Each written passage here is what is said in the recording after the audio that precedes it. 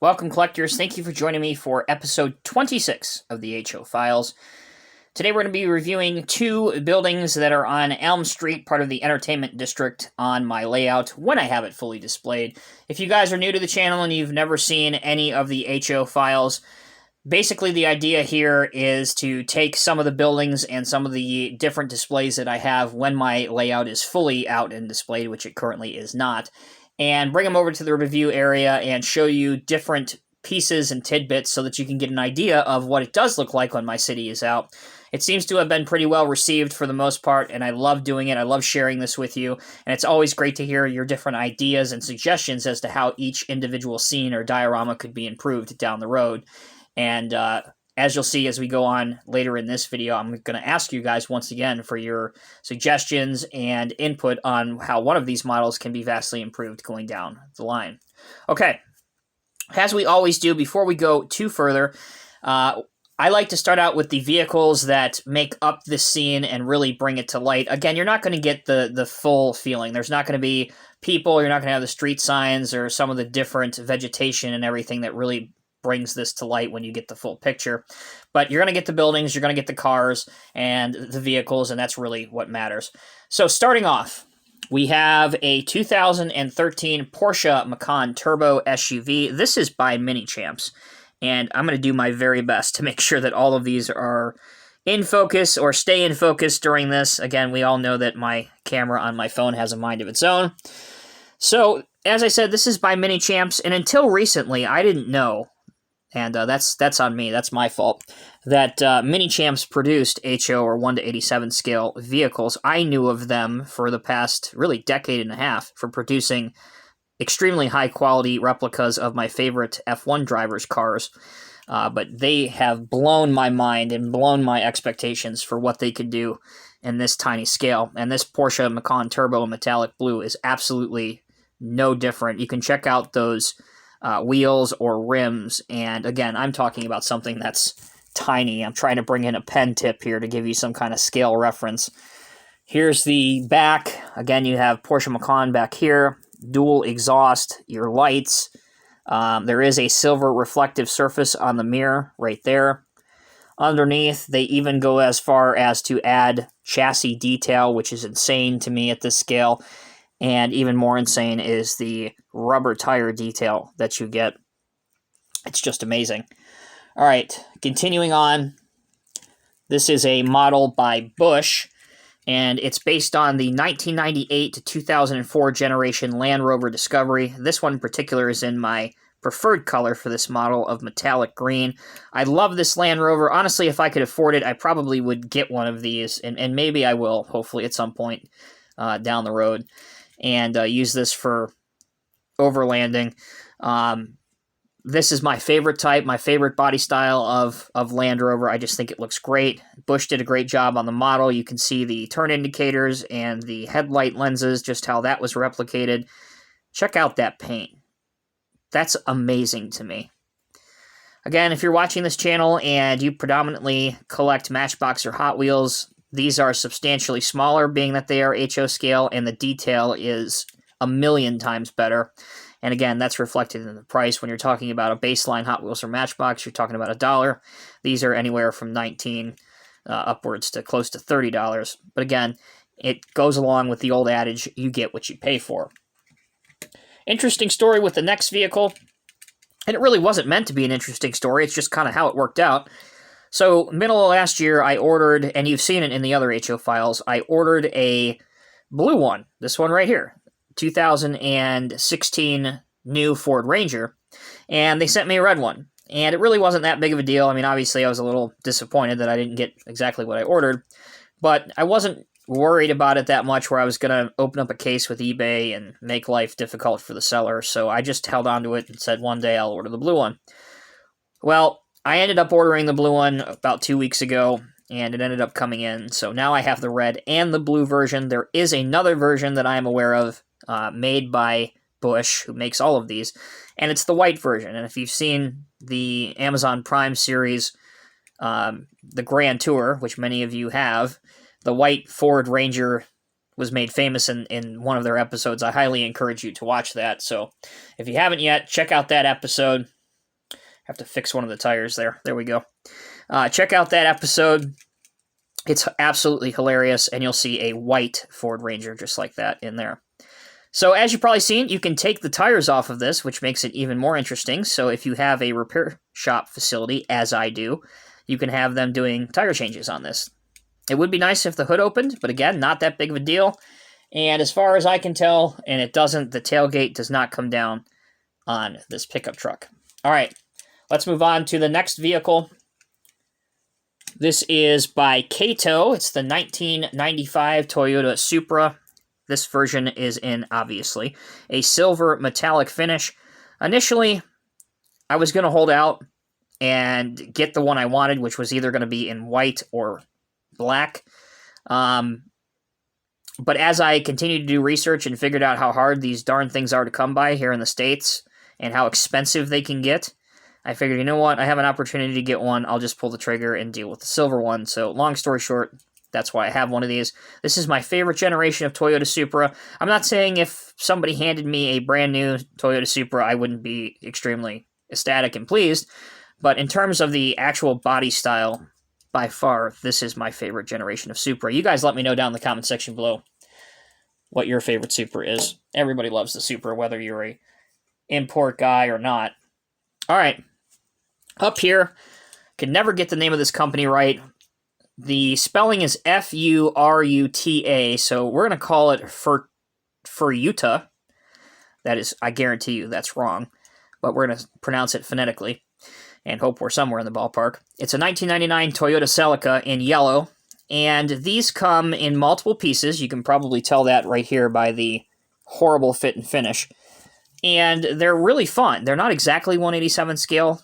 A lot of the models are close, such as the Celica. And they come in a plastic egg. You heard that correct. You crack open the egg, like when you were young and you found eggs during an Easter egg hunt during Easter. And then you assemble the car. And the company makes a set for Toyota. They make a set for Mazda. They make a set for Nissan. Obviously for the Toyota manufacturer, or the Japanese manufacturers, rather. And they're not bad cars. I mean, they've got taillight detail, headlight detail, grille detail, license plate detail, obviously, even though it's in Japanese. But they're really fun little cars. And if you have it on a layout, it does pass with your other HO scale models. And until we get a manufacturer like Mini Champs or Busch, or some of the other manufacturers, this is all you get if you want a Celica. So there's not much negativity I have to say about it. I actually quite like it. All right. Here's the debut on camera, anyway, of my custom Caterpillar 321C LCR zero tail swing excavator. All right, a couple things I want to point out right now about this.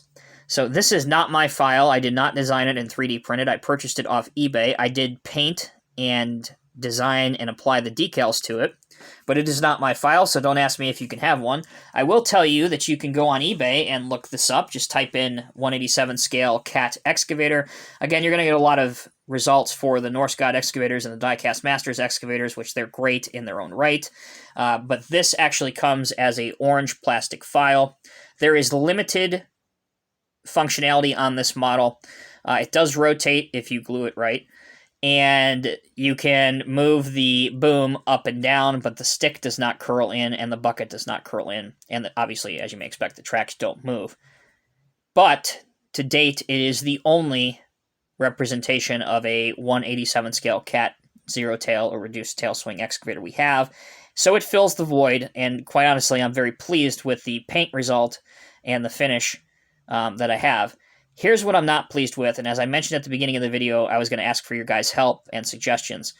I used Windows-style paper, if you will, literally sticker paper, to replicate the windows and the sunroof, for lack of a better term, on here. And I cut it to size because I was trying to do something with the windows. Now, my options are pretty simple. I could have left it all black, like you see on the cab, which I don't think would have looked good at all, considering the cab is black. Or, this is way beyond my capability, and I fully admit that, cut these out somehow and add the see-through plastic pieces for windows that Walthers includes in their set. that would have done two things. Obviously, it would have left me out of some Windows pieces for a Walther set, so that would have sucked. And I'm not at all talented enough to cut through this without destroying the mold. So obviously, cutting through plastic, you're going to warp the rest of it. So I don't know what to do to improve the look of the window glass in here. If you guys have a suggestion or way I could improve this, please let me know down in the comment section below, because I am very happy. I'm not saying it's the best in the world at all, but I am very happy with the way this turned out. It is painted in authentic Caterpillar yellow and Caterpillar black for the tracks and undercarriage. I'm very pleased with the decals. They came out great in terms of having to resize them and get the exact look. I mean, you can even see it's tiny, but there is a red circle indicating the lights or reflectors above the 321 CLCR rather. These up here, the decals are right for this generation of excavator. I've painted even the cylinders that you can see here. The lights are painted. So I'm pleased with it. The exhaust is painted as well. I just want a way to improve the look of the cab. So it's passable at a distance, and it doesn't even bother me that the boom and stick doesn't work, because again, as you saw, I usually have it displayed on a Lowboy or parked in a dealership parking lot. So again, that's fine. Or even usually in my cat display case where it spends most of the time anyway. So let me know what you guys think. I'd love to hear your suggestions. Moving on, the Lowboy is something that you guys have seen many times as well, but for those that are new, it is a Norscot Trail King Lowboy. This tooling or this casting has been out for the better part of a decade and a half. It's very easy to find. Just go on eBay. The tractor that is pulling it, this is a Tonkin Replicas Kenworth T800 in two-tone green and black. This tractor actually comes with its own Tonkin Lowboy. I'm pretty certain that, and pretty outspoken with me totally hating that Lowboy that goes with it. It just doesn't look right. I much prefer this style Lowboy. Obviously, my number one choice, which I don't own yet, is the Classic Mint Models Peterbilt Lowboy set. That is by far the standard in HO scale for Lowboys, but that's well over $1,000, and you're lucky to find one right now. So until I get one of those, this Lowboy will do just fine. So we've gone over the vehicles. Let's turn our attention to the buildings. And again, I appreciate all of you guys that have stuck with me for 12 and a half minutes. First building that we will take a look at is item number BR5049. This is Sully's Tavern. I'm going to do my best to bring this as close as I can, because it's plugged into the Just Plug system. I guess that'll do just fine. All right, so the first floor, as you can tell, is illuminated with two interior LED lights. It has a perfectly weathered exterior, brick exterior, which you can see. There is some weathering up top, and you'll see the other weathering when we turn the model around. It does have a printed exterior, as I said. It is hard to see, but there are some menu items, some photos. There's obviously a bar front and center. You can see some tap and all the different bars and things that are on tap. There is a light that hangs right here. There is a sign outside which reads Sully's Pub and Tavern. And here's what I really like. I hope this is showing up on camera, but there's a little tap fountain right there. Again, adds to the detail. Smaller details which you might not immediately notice. I don't know what the technical term is. I've never worked at a bar or been a bouncer, but I have done security for a few other things. I've always called these idiot-proof doors, but the bottom of these have, like, kick protection to them. A lot of bars have started doing this past 25, 30 years. So if you tried to kick these doors in, it's actually pretty difficult to do, and you're going to bust your feet. And they've been modeled right here with these squares, so that looks really cool. And they're actually modeled as well in the theater. So that's super cool. Let's unplug this, because I can't really turn it around 360 degrees without unplugging it. So let's try and do this without causing too much damage here. So let's unplug this. All right. So if we turn it over here to the side, all or most of these Woodland Scenics buildings, at least most of the ones that I have, they'll have this old style advertisement that you'll see on many buildings even today in the downtown district. This one has an old style German lager. Well, advertising on the side of it. It has been weathered, so you know that this has been here for several decades. You have some weathering detail underneath the windowsills. On the back, you have a electrical outlet here, a rear entrance for the workers with a light down here. This sign says, hold on, gotta bring it closer to me. No trespassing, violators will be prosecuted. So that's pretty realistic. Again, another gutter or downspout here. Some more advertisement on the other side of the building, one for bicycles, one for a bank, and one, which this is the same thing, loans, deeds, grants, and trust. And this one I like because it says everybody loves their grams, and it's a advertisement for beer, but obviously it's a play on words saying that everybody loves their grandma. So that's cool. I like that a lot. Top of the building, again, weathered, and you have different components on top, such as different chimneys and things of that nature. So overall, I love this building. It reminds me of a little bar that I used to frequent during my college days, and I think it would go great with any scenery that you're modeling from the early 1900s all the way till today. The way that they have engineered and designed everything with the lettering and everything, again, they've made it so that it's period accurate for almost 100 years, which I think was very intelligent on their side. One knock that I do have on it, to be fair, it is very expensive. The going rate for this building, on average, I priced it out at a few different model distributors, and then again, I also priced it out at the Woodland Scenics website. The average came out to be about $65 to $70 US, which is pretty expensive. But again, that's for a fully built and a fully integrated lighting system building, so take that into account. But still, $70, especially during these times, is $70. All right, second building. This is what's known as just the theater. This one, the architecture on here really kind of gives you the impression that this is more suited to mid to early 20th century. You can still use this, as I do, for a modern day layout, because many of these old style theaters, the ones that haven't been demolished for condominiums and that kind of thing, they are kind of coming back in style, for sure.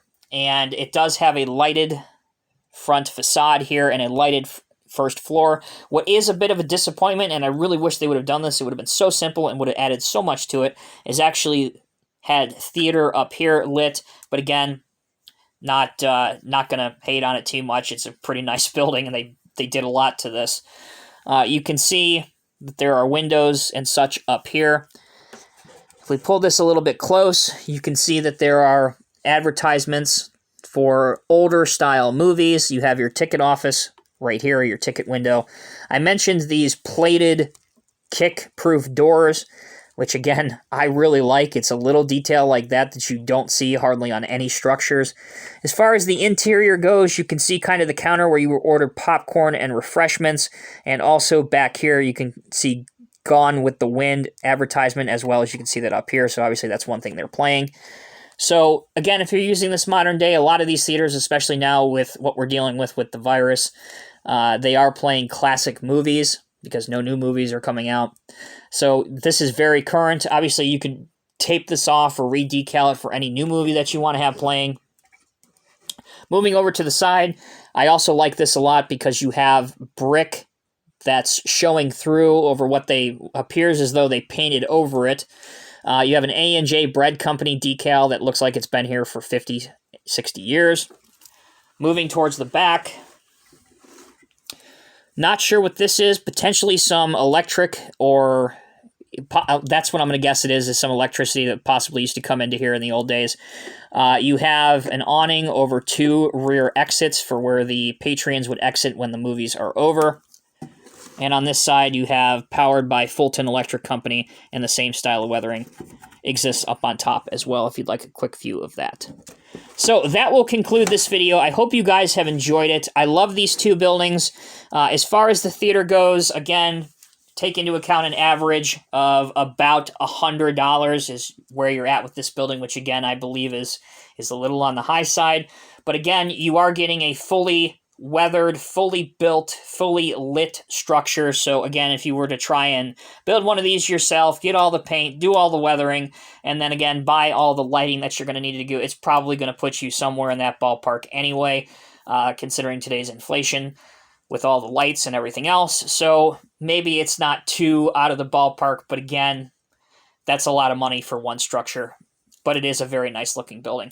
As always, I'm Tommy with Diecast Emporium. Thank you all so much for watching. I hope you guys continue to love and continue to show some love to these HO file videos. Let me know your suggestions for how we can make the 321 CL CR excavator better. And until next time, I'll see you in the next review.